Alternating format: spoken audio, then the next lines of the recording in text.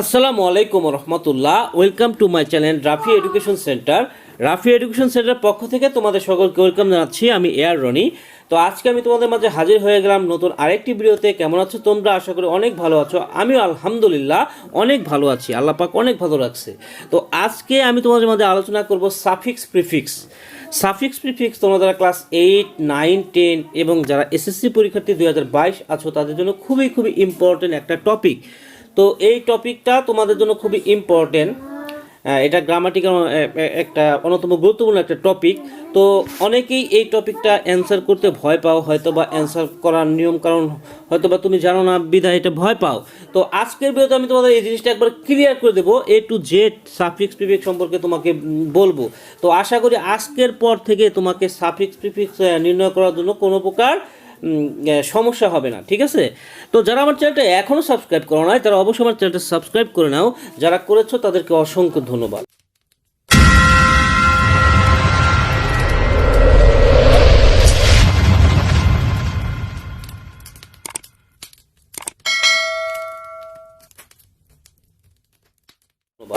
তো আজকের ভিডিওতে আমি তোমাদের মাঝে আলোচনা করব কি সাফিক্স এবং প্রিফিক্স।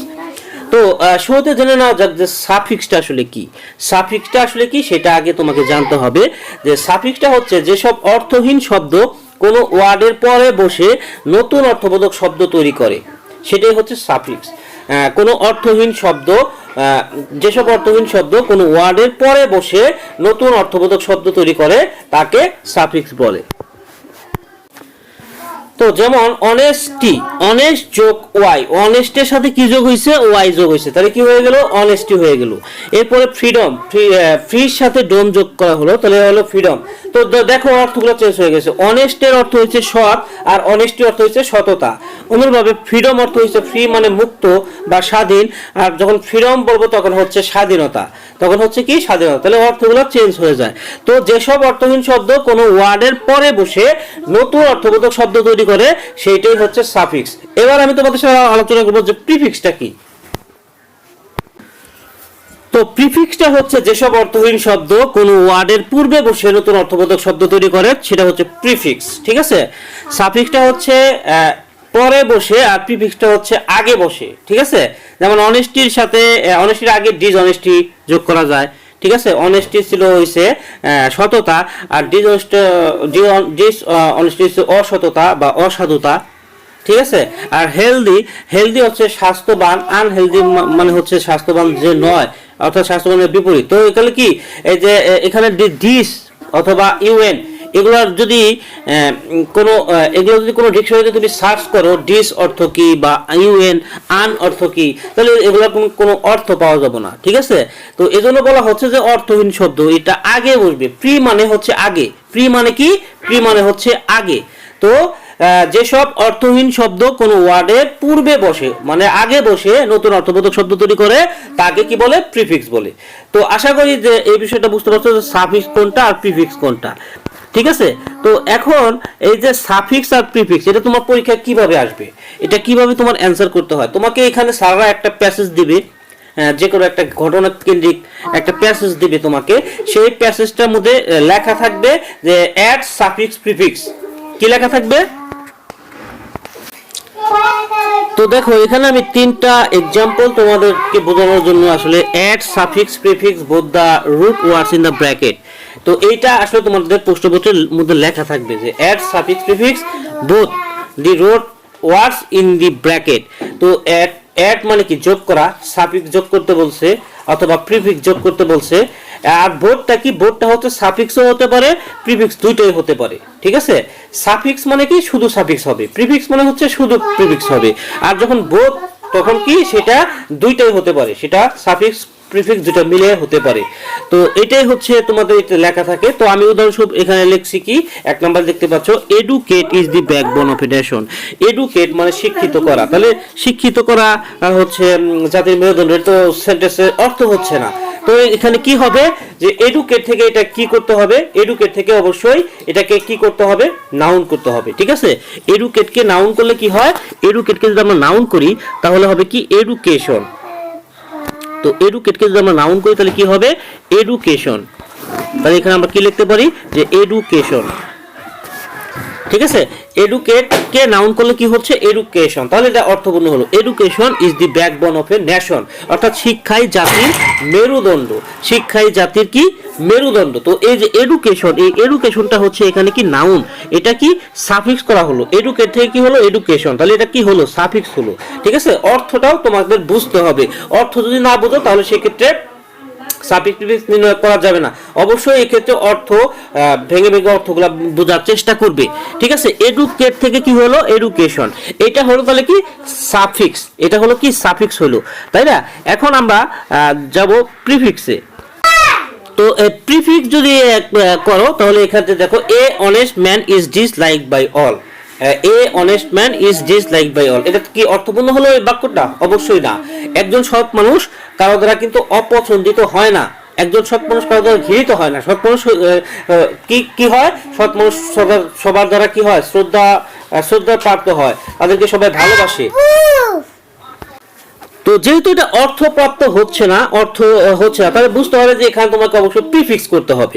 তো এখানে তোমাকে কি করতে হবে প্রিফিক্স করতে হবে। তো প্রিফিক্সটা করার জন্য তোমাকে কি করতে হবে অনেস্ট, অনেস্টের জায়গায় আমরা কি বসাবো dishonest, a dishonest man is disliked by all. তো এখানে অনেস্টের জায়গাটাতে কি আসবে ডিসঅনেস্ট, অনেস্টের জায়গাটাতে কি লিখতে হবে ডিসঅনেস্ট, তোমাকে অবশ্যই এখানে কি লিখতে হবে ডিসঅনেস্ট। তো ডিসঅনেস্ট যদি দিয়ে দাও তাহলে এটা কিন্তু সঠিক উত্তরটা হয়ে গেল, a dishonest man is disliked by all, একজন অসৎ মানুষ সকলের দ্বারা ঘৃণিত হয়। ঠিক আছে, তো এখানে অনেস্ট দেখবা যখন অর্থ হচ্ছে না, এটা অর্থপূর্ণ হচ্ছে না, তখন বুঝতে হবে অবশ্যই এটা কি করতে হবে তোমাকে প্রিফিক্স করতে হবে। তো প্রিফিক্স করার জন্য মূলত ডিস তারপরে ইউএন এগুলো যুক্ত হয়। ঠিক আছে, ডিস আবার ইউএন যুক্ত হয়।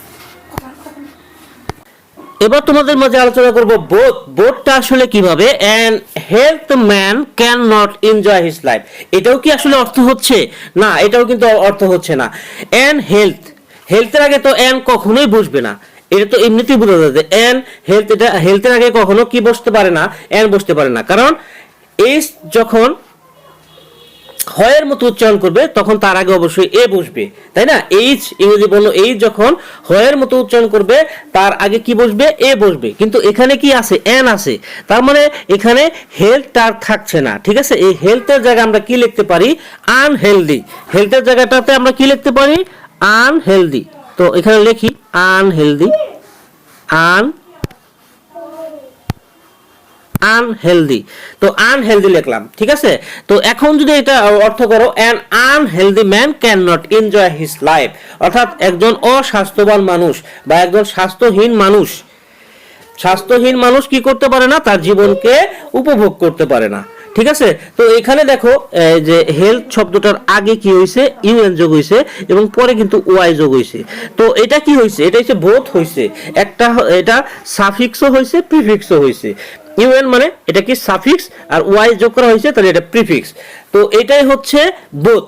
ঠিক আছে, তো এই জন্য তোমাকে যে জিনিসটা বুঝতে হবে যে অর্থ করা বুঝতে হবে, অর্থটা যদি বুঝো তাহলে সেই ক্ষেত্রে তুমি সাবজেক্ট প্রিফিক্স অবশ্যই 100 তুমি এখানে একদম ফুল মার্কসই পাবে। ঠিক আছে, এখানে সারা কোনো সারি তোমাকে এখানে কোনো নাম্বার কাটতে পারো, গ্রামারের নাম্বার কিন্তু একদম তোমার যদি সঠিক হয় তুমি অবশ্যই এটাতে ফুল মার্কস পাবে, এখানে কোনো নাম্বার কাটা হবে না।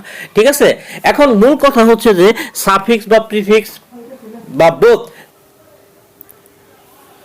তো যাই হোক যদি সাফিক্স প্রিফিক্স তুমি নির্ণয় করতে চাও তাহলে তোমাকে যে জিনিসটা মাথায় রাখতে হবে সেটা হচ্ছে তোমাকে তিনটি গুরুত্বপূর্ণ পার্টস অফ স্পিচ সম্পর্কে তোমার একটা আইডিয়া থাকতে হবে।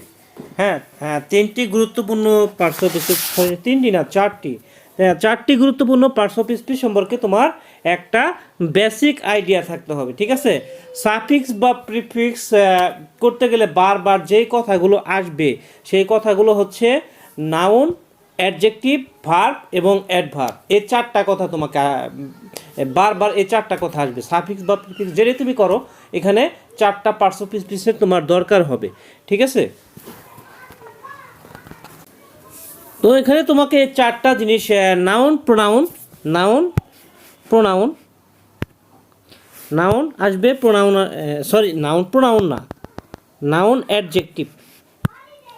Noun adjective, noun, adjective, verb, adverb, এই 4টা কথা সাফিক্স প্রিফিক্স করার জন্য আসবে, ঠিক আছে। তো এই 4টা সম্পর্কে তোমার অবশ্যই আইডিয়া থাকতে হবে যে নাউন কখন বসাবা তুমি, অ্যাডজেক্টিভ কখন বসাবা, ভার্ব কখন বসাবা, আর অ্যাডভার্ব কখন বসাবা। নাউন কখন বসাইতে হয়? নাউন সাধারণত যখন সাবজেক্ট এবং অবজেক্ট হিসেবে সাধারণত নাউনটা কাজ করে, সাবজেক্ট এবং অবজেক্ট। আমি তোমাকে আগে শুরুতে নাউনের কিছু একটা আইডিয়া দিতে চাই, ঠিক আছে। তো একটি ভিডিওতে আসলে যতটুকু দেওয়া সম্ভব ততটুকু আইডিয়া আমি তোমাকে দিতে চাই। সেটা হচ্ছে নাউনটা আসলে কোন কোন ক্ষেত্রে নাউন বসে। সেন্টেন্সের যে সাবজেক্টের শুরুতে কি বসে? নাউন বসে। সাবজেক্টের শুরুতে কি বসে? নাউন বসে। সাবজেক্টের শুরুতে নাউন বসে। সাবজেক্ট হিসেবে নাউন বসে। সাবজেক্টের শুরুতে না, সাবজেক্ট হিসেবে নাউন বসে, কিংবা অবজেক্ট হিসেবেও নাউন বসে। অবজেক্ট হিসেবে কি বসে? নাউন বসে। সাবজেক্ট হিসেবে বা অবজেক্ট হিসেবে কি বসে? নাউন বসে। হ্যাঁ, যেমন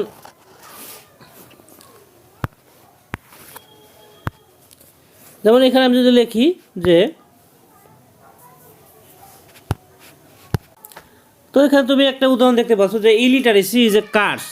ইলিটারেসি ইজ এ কার্স। তো এই যে ইলিটারেসি যে শব্দটা, এটা হচ্ছে একটা নাউন। আবার যে কার যে শব্দটা দেখতে পাচ্ছ, এটাও হচ্ছে একটা নাউন। তো সাবজেক্ট হিসেবেও নাউন বসতে পারে, অবজেক্ট হিসেবেও কিন্তু নাউনটা বসতে পারে। সাবজেক্ট হিসেবে নাউন বসতে পারে, অবজেক্ট হিসেবেও নাউন বসতে পারে, ঠিক আছে।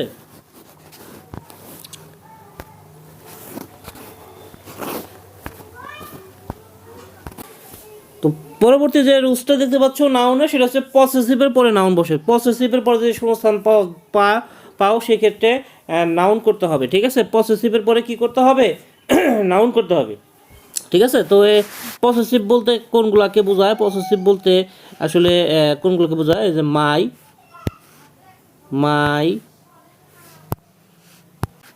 তো my, our, your, his, her, its, their, এগুলো হচ্ছে কি পসেসিভ। তো এই পসেসিভের পরে অবশ্যই নাউন বসাইতে হবে। পসেসিভ পরে কি বসাইতে হবে? নাউন বসাইতে হবে, ঠিক আছে। যেমন তোমরা একটা উদাহরণ দেখতে পাচ্ছ যে my examination is knocking at the door. তো এখানে মায়ের পরে দেখো এক্সামিনেশন শব্দটা দেখো, এক্সামিনেশন মানে পরীক্ষা। তো এটা হচ্ছে কি একটা পরীক্ষার নাম বলেছে, একটা নাউন। এক্সামিনেশন শব্দটার অর্থ হচ্ছে নাউন, ঠিক আছে। তো মাই হচ্ছে পসেসিভের পরে কি বসে? নাউন বসে, এটা মনে রাখবা। আর্টিকেল এবং প্রিপজিশনের মাঝে কি বসে? নাউন বসে। আর্টিকেল এবং প্রিপজিশন, অর্থাৎ আর্টিকেলের পরে নাউন থাকবে, তারপরে প্রিপজিশন থাকবে, ঠিক আছে। মাঝে আর্টিকেল এবং প্রিপজিশনের মাঝখানে কি বসবে? নাউন বসবে। তো দেখো, the importance of tree plantation cannot be described in a word. তো এখানে তুমি খেয়াল করো যে এখানে আর্টিকেল রয়েছে দি হচ্ছে আর্টিকেল, তারপর একটি নাউন বসছে। ইম্পর্টেন্ট থেকে ইম্পর্টেন্স হয়েছে, ইম্পর্টেন্ট হচ্ছে অ্যাডজেক্টিভ, ইম্পর্টেন্স হচ্ছে নাউন। তো দেখো এরপরে অফ আছে। তো আর্টিকেল এবং প্রিপজিশনের মাঝে যে জিনিসটা বসবে সেটা হচ্ছে কি? সেটা হচ্ছে অবশ্যই নাউন করতে হবে। তুমি যদি দেখো এখানে দি আছে, তারপরে গ্যাপ আছে, তারপর আবার অফ আছে, তাহলে তোমাকে অবশ্যই বুঝতে হবে এখানে কি হবে? এখানে একটা নাউন বসাইতে হবে। ইম্পর্টেন্ট এর নাউন হচ্ছে কি? ইম্পর্টেন্স। তো এখানে দেখো যে dom, ness, ER, Y, ship, URE, session, জ্যাসন, আইএনজি, এল, এই শব্দগুলো সাধারণত যুক্ত করে কি করা হয়? নাউন করা হয়। যেমন ডোম ফ্রিডম, নেস ক্লিয়ারনেস, ঠিক আছে। টিচ থেকে টিচার, টিচ থেকে কি? টিচার যদি হয় তাহলে সেটা নাউন হয়ে যায়। তারপর ওয়াই হেলদি, হেলদি না, অনেস্টি, শিপ, ঠিক আছে, কিংশিপ হতে পারে। ইউআরই আছে, ফেইলার, সেশন যেমন রিয়েলাইজেশন, ঠিক আছে, সেশন বা জেশন থাকে যুক্ত। আইএনজি অনেক সময় কি কিসের কাজ করে? নাউনের কাজ করে। ওয়াক থেকে ওয়াকিং, হাঁটা হচ্ছে একটা নাউন হতে পারে। রিমুভ থেকে রিমুভাল। তো এই শব্দগুলো সাধারণত নাউন শেষে যুক্ত থাকে। এবার আসি অ্যাডজেক্টিভ। অ্যাডজেক্টিভ হচ্ছে নাউন প্রোনাউনের দোষ গুণ অবস্থাকে আসলে মূলত বোঝায়। অ্যাডজেক্টিভ হচ্ছে নাউন প্রোনাউনের দোষ গুণ অবস্থা, সংখ্যা, পরিমাণ, এগুলোকে বোঝায়। ঠিক আছে, এছাড়া তুমি খুব সহজে যদি অ্যাডজেক্টিভ পেতে চাও তাহলে তোমাকে ভার্বের কাছে কেমন দ্বারা প্রশ্ন করতে হবে। ভার্বের কাছে যদি তুমি কেমন দ্বারা প্রশ্ন করো তাহলে তুমি অ্যাডজেক্টিভটা পেয়ে যাবে। ঠিক আছে, যেমন তো এখানে দেখো যে he is an honest man, সে একজন সৎ মানুষ। He is an honest man, সে একজন সৎ মানুষ। সে কেমন মানুষ? সে সৎ মানুষ। তাহলে কেমন দ্বারা প্রশ্ন করলে অ্যাডজেক্টিভটা পাওয়া গেল। ঠিক আছে, তো যদি কেমন দ্বারা প্রশ্ন করে উত্তর পাওয়া যায় তাহলে সেক্ষেত্রে বুঝতে হবে যে এখানে অ্যাডজেক্টিভ বসাইতে হবে, হোক সেটা সাফিক্স হিসেবে অথবা সেটা প্রিফিক্স হিসেবে। ঠিক আছে, এবার আসা যাক ভার্ব হিসেবে। ভার্বের যে ব্যবহারটা, সেই ভার্বের ব্যবহারটা কি? ভার্বটা সাধারণত সাবজেক্টের পরে সাধারণত ভার্ব বসে, অনেক সময় অক্সিলারির পরে ভার্ব বসে। সেক্ষেত্রে অক্সিলারির পরে অবশ্যই ভার্ব 3 অথবা ভার্ব 1 এর সাথে আইএনজি করতে হয়। ঠিক আছে, তো ভার্বটা সাধারণত সাবজেক্টের পরে বসে। ঠিক আছে, যেমন এখানে আমি যদি উদাহরণ হিসেবে লিখি, যদি এখানে তুমি লেখো যে হি টিচেস মি ইংলিশ, সে আমাকে ইংরেজি পড়ান, সে আমাকে ইংরেজি পড়ান। তো এখানে দেখো টিচেস, টিচ থেকে কি হচ্ছে? টিচেস, সাবজেক্টের পরে ভার্ব বসে। কেন এখানে টিচেস হলে কেন একদম টিচও রাখতে পারতাম।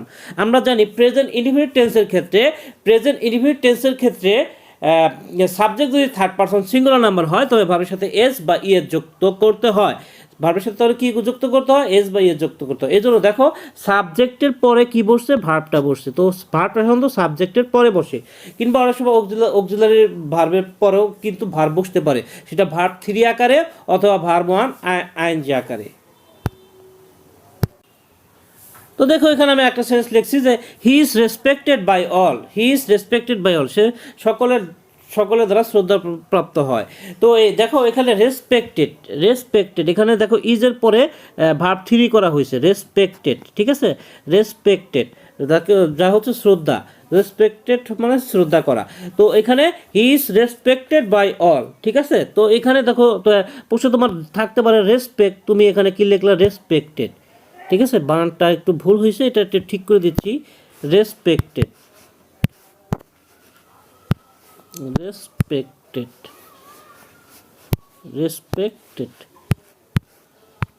হ্যাঁ। তো এখানে রেসপেক্ট থাকতে পারে, তো রেসপেক্ট থাকলো রেসপেক্টেড, তাহলে এটা তুমি কি করলা? সাফিক্স করলা। রেসপেক্ট থেকে কি করলা? রেসপেক্টেড করলা, তাহলে এটা কি তুমি কি করলা? সাফিক্স করলা। এখন তোমার অর্থ অনুযায়ী এটা তোমার বুঝতে হবে, হয় সাফিক্স করতে হবে, না হলে সেটা প্রিফিক্স করতে হবে। এবার ফাইনালি আমি অ্যাডভার্ব সম্পর্কে আসি। ভিডিওটা অনেক লং হয়ে গেল, মোটামুটি 18 মিনিটের মতো ভিডিওটা হয়ে গেছে। ঠিক আছে, মনে হয় 20 মিনিটের উপরে হয়ে যাবে ভিডিওটা। তো যারা আমি মনে করি যারা অনেকটা ধৈর্য নিয়ে এই ভিডিওটা আজকে দেখতেছো, ঠিক আছে, তারা অবশ্যই এই ভিডিও থেকে সাবজেক্ট প্রিফিক্স তুমি শিখতে পারবে। ঠিক আছে, তুমি অবশ্যই পরীক্ষায় সাবজেক্ট প্রিফিক্স অ্যান্সার করতে পারবে।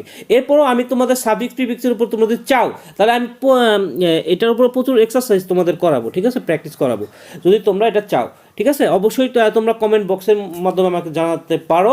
তো অ্যাডজেক্টিভের সাথে যখন এলওয়াই যোগ করবে, যখন তুমি এলওয়াই যোগ করবে তখন সেটা অ্যাডভার্ব হয়ে যাবে। ঠিক আছে, তখন সেটা অ্যাডভার্ব হয়ে যাবে।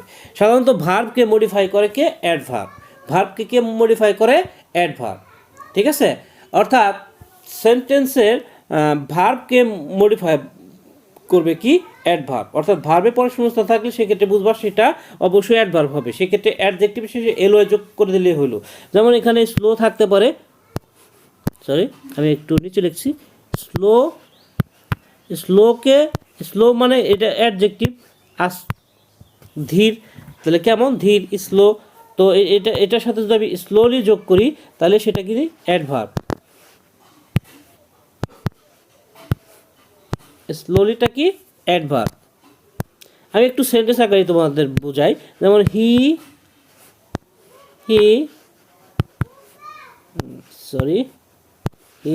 Wax slowly. তো দেখো এখানে ভার্বকে মডিফাই করছে, ভার্বকে সে কীভাবে হাঁটে? সে কীভাবে হাঁটে? আস্তে হাঁটে। তো কীভাবে দ্বারা যদি প্রশ্ন করো তাহলে তুমি অ্যাডভার্বটা পেয়ে যাবে। তোমাকে প্রশ্ন রাখতে হবে কি? কিভাবে। কিভাবে দ্বারা প্রশ্ন যদি রাখো ভার্বের কাছে তাহলে তুমি অ্যাডভার্বটা পেয়ে যাবে। হি ওয়াক্স স্লোলি, সে কিভাবে হাঁটে, সে আস্তে হাঁটে। হি ওয়াক্স স্লোলি, কিভাবে দ্বারা এখানে তোমাকে প্রশ্ন রাখতে হবে। তো আশা করি আমি তোমাদের এই বিষয়টা বুঝতে পারছি। তো সাফিক্স প্রিফিক্স আশা করি তুমি করতে পারবে। আর প্রিফিক্সটা মতো হচ্ছে বিপরীত শব্দ, সাধারণত প্রিফিক্সের আগে এই সমস্ত শব্দগুলো বেশি যোগ হয়। যেমন প্রিফিক্সের আগে সাধারণত তোমার এই যে ইউএন, তারপরে ডিস, ইউএন, ডিস, ইএন, এই শব্দগুলা সাধারণত যোগ করে সেগুলোকে প্রিফিক্স করতে হয়। ঠিক আছে, যেমন ইউএন, ডিআইএস, ডিস, ইএন, আন, ডিস, এন। তো এগুলা যুক্ত করে সাধারণত সেগুলোকে কি করা হয়, প্রিফিক্স করা হয়। ঠিক আছে, তো আসলে ভিডিওটা অনেক লং হয়ে গেল। ঠিক আছে, তো যারা এতক্ষণ ধৈর্য নিয়ে ভিডিওটা দেখছে তাদেরকে অসংখ্য ধন্যবাদ। তো এই ছিল আজকে আলোচনা, আগামীতে কথা বলবো অন্য কোনো টপিক নিয়ে। সে মতো সবাই ভালো থাকবে, সুস্থ থাকবে, সুন্দর থাকবে। টাটা, আসসালামু আলাইকুম রহমতুল্লাহ।